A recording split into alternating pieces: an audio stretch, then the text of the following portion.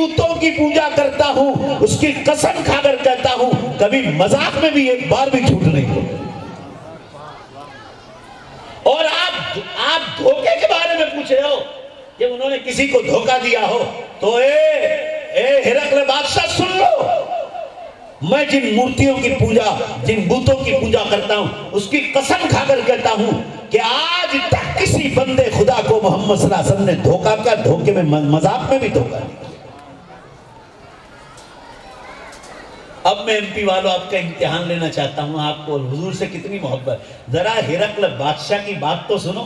مولانا زور سے نعرہ لگانا، نعرے تکبیر جب بات پوری ہو جائے 2 بار لگانا۔ اگر آپ کو اللہ کے نبی سے محبت ہے، ہرقل بادشاہ نے، یہ تو ابو سفیان کا بیان تھا، ہرقل بادشاہ عیسائی ہے، اس نے کہا اے عربستان والو، ابو سفیان محمد صلی اللہ علیہ وسلم کے دشمن ہے، وہ کہہ رہے ہیں کہ محمد صلی اللہ علیہ وسلم کبھی مذاق میں بھی جھوٹ نہیں بولے۔ اے عربستان والو، تم کس کا انتظار کرتے ہو؟ جو آدمی مذاق میں کبھی کسی بندے خدا کے سامنے جھوٹ نہیں بولا ہے، وہ اللہ کے بارے میں کس طرح جھوٹ بول سکتا ہے؟ سبحان اللہ، نعرہ تکبیر، نعرہ تکبیر۔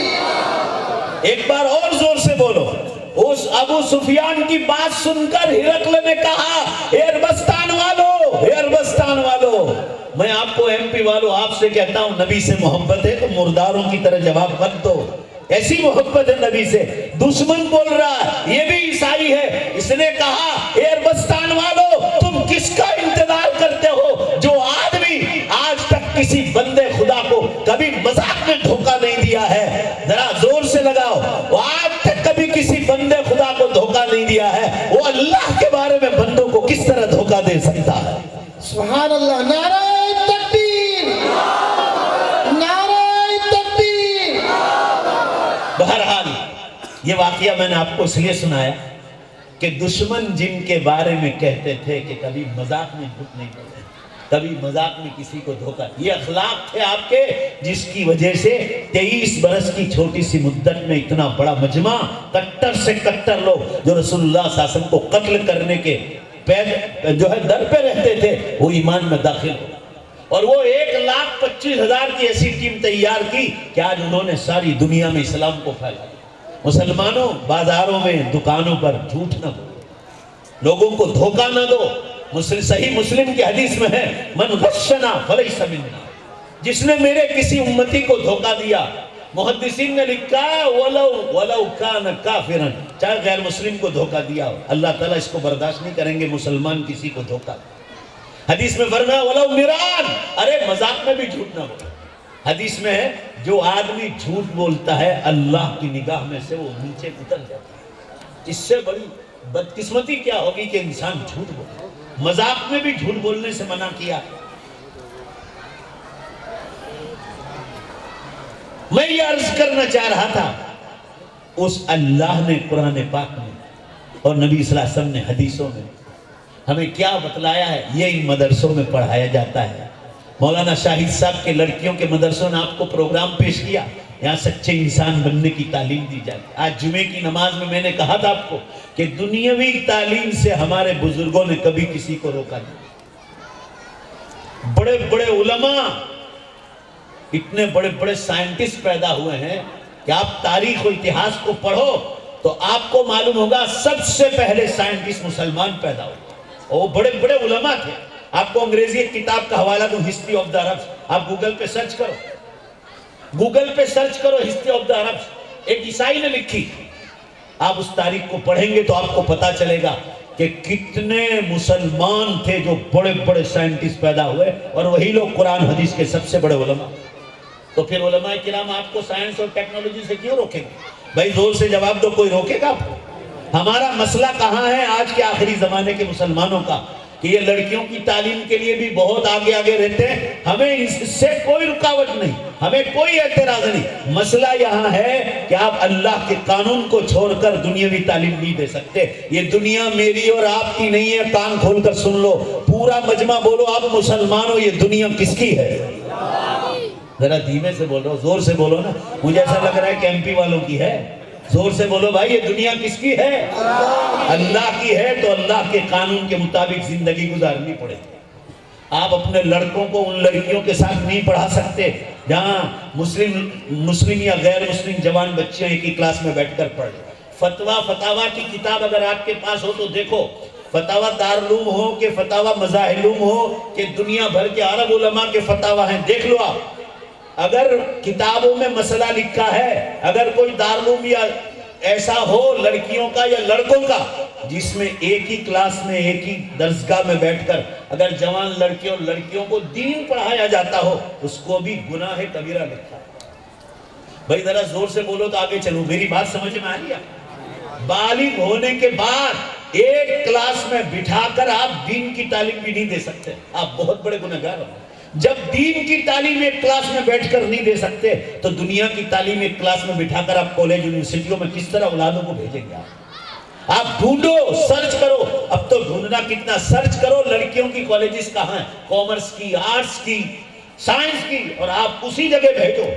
یہ ہزاروں لڑکیاں جس نے ایمان چھوڑا ہے، اس کے ذمہ دار ماں باپ. آپ ہمارے جیسے مسافر کو پوچھو، آپ جو کشمیر سے کنیا کماری تک کا سفر کرتا، اور بھی علماء کرام ہیں وہ بھی مسافر، ان سے بھی پوچھو آپ. ہزاروں کی تعداد میں، لوگ لاکھوں کہہ رہے وہ جھوٹی بات، ہزاروں کی تعداد میں ہماری بیٹیوں نے ایمان چھوڑا. وجہ کیا ہے؟ آپ نے جو ان مدرسوں میں دینی تعلیم دی جا رہی ہے. اللہ ایک ہے، نبی صلی اللہ علیہ وسلم آخری نبی ہیں، مرنے کے بعد دوبارہ زندہ ہونا ہے، اللہ کی کتابوں پر ایمان، اللہ کے فرشتوں پر ایمان، قیامت کے دن پر ایمان، دوبارہ زندہ ہونے پر ایمان. آپ نے اگر یہ پڑھایا ہوتا تو یہ بچیاں اگر کسی سے پیار بھی ہو گیا ہوتا تو ان بچیاں یہ نیک کام کر لیتی کہ اس غیر کو ایمان دے دیتی، کلمہ پڑھا کر ایمان میں داخل کرتی اور ایک بڑی نیکی اس کے ہاتھ میں. مگر آج مصیبت یہ ہے کہ بچیوں کو بچپن سے انگلش میڈیم، ہندی میڈیم کے نام پر اور لڑکوں کو اٹھا لیا جاتا ہے اور دین نہیں پڑھاتے، یہ بچے آزاد ہو جاتے ہیں اور پھر کورٹ میں یہ اولادیں کورٹ میں ماں باپ کو لے جاتے اور بچے کورٹ میں کہتے ہیں کہ ہم ان ماں باپ کو نہیں جانتے. یہ آپ نے صرف دنیا کی تعلیم دی، اس کا یہ انجام ہے. آج بھی دوبارہ کہتا ہوں میری بات کو غلط تعبیر مت کرنا، نہیں تو اللہ کے گنہگار ہوں گے. میں نے خود بی اے بی ایڈ سے انگلش پڑھا. یہ مولانا تصور صاحب گواہ ہے، دارالعلوم فلاح دارین ترکیسر گجرات میں حضرت مولانا عبداللہ صاحب کا پدروی رحمۃ اللہ علیہ کے زمانے میں بی اے تک انگریزی کا پورا کورس تھا. وہ کورس ہم نے پورا کیا اور ہم ایس ایس سی انگلش پڑھ کر وہاں گئے تھے. مگر ہماری زندگیوں میں جو انقلاب آیا ہے اور امت کو جو انقلاب دیا ہے، بے شک زور سے بولو وہ اللہ کے دین کی تعلیم سے ہوا.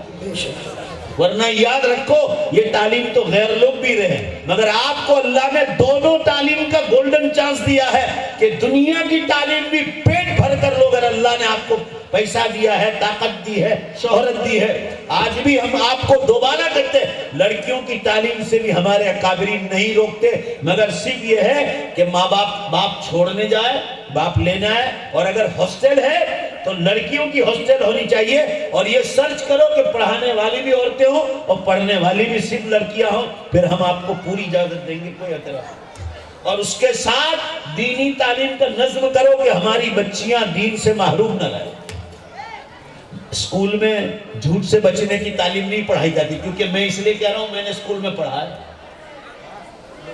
غیبت چھوڑنے کا کوئی سبق نہیں پڑھایا جاتا، پڑوسی کا حق کوئی نہیں پڑھایا جاتا، ان کا میدان ہی نہیں. ماں باپ کیا چیز ہے وہ نہیں بتلائیں گے آپ کو. بڑوں کا احترام، چھوٹوں پر شفقت وہ نہیں بتلائیں گے آپ کو. پیشاب استنجا کرنے کا طریقہ وہ نہیں بتلائیں گے. وہ تو صرف یہ جانتے ہیں وہ خود کھڑے کھڑے پیشاب کرتے ہیں. یہ انگلینڈ سے اوپر جاؤ آپ تو نارتھ امریکہ ہے، کینیڈا. ایک دن ہمارے گاؤں والے کو ایسا شوق ہوا، وہاں کینیڈا میں رہتے ہیں، انہوں نے کہا کہ ہم آپ کو پارلیمنٹ دکھانا چاہتے ہیں. میں نے کہا کیا بات کر رہے ہیں پارلیمنٹ؟ نے کہا آپ کو اندر لے جاؤں. تو میں نے کہا ہمارے انڈیا کے پارلیمنٹ میں تو کئی میل تک آپ جا ہی نہیں سکتے ہیں، اندر کا تو سوال ہی نہیں پیدا ہوتا. تو کہا چلو آپ. میں نے کہا آپ فری ہیں تو چلو لے چلو. مسلمانوں وہ وقت ایسا تھا کہ ہم گئے تو پارلیمنٹ چھوٹنے کا وقت ہوا تھا، ریسیس ہوتی ہے کھانے پینے کی. میں نے دیکھا بڑے بڑے ممبر آف پارلیمنٹ باہر جیسے نکلے ٹوائلٹ کی طرف گئے، کھڑے کھڑے سب پیشاب کر رہے. اس وقت میں نے اللہ کا شکر ادا کیا، اے اللہ تو نے مجھے اگر دینی تعلیم نہ دی ہوتی، ذرا زور سے بے شک بولو، تو ہمارا سب کا یہی انجام ہوتا. آپ سمجھو ہم آپ کو کیا بتلانا چاہ رہے ہیں. حیض اور نفاس کے مسائل اسکول کالج والے نہیں بتلائیں گے، یہ مدرسے والے بتلائیں گے۔